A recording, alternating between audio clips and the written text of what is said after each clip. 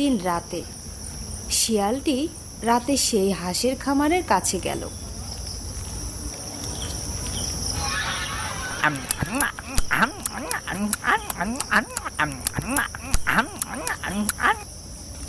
ওহ, কি তাজা তাজা হাঁস! আরো একটা ধরে খাই। না থাক, প্রতিদিন একটা একটা করে খাবো, এতে চাষিও বুঝতে পারবে না।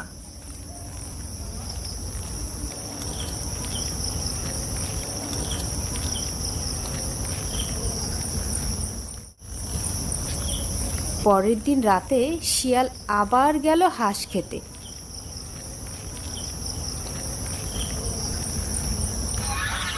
আজ আর এখানে খাবো না, বাসায় নিয়ে গিয়ে আরামে খাবো।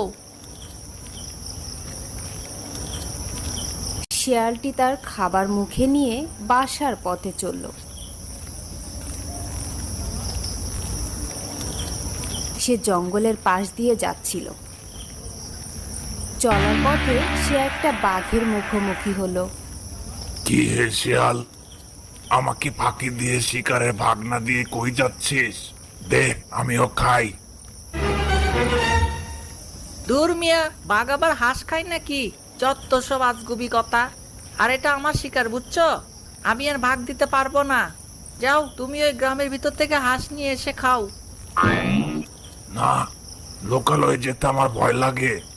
একবার শিকার করতে যেয়ে মানুষের হাতে ধরা খেয়েছিলাম, তারপর সেই লাঠি পেটা খেয়ে কোন রকমে পালিয়েছিলাম। তুই দিবি কিনা বল? না না, আমি দিতে পারবো না।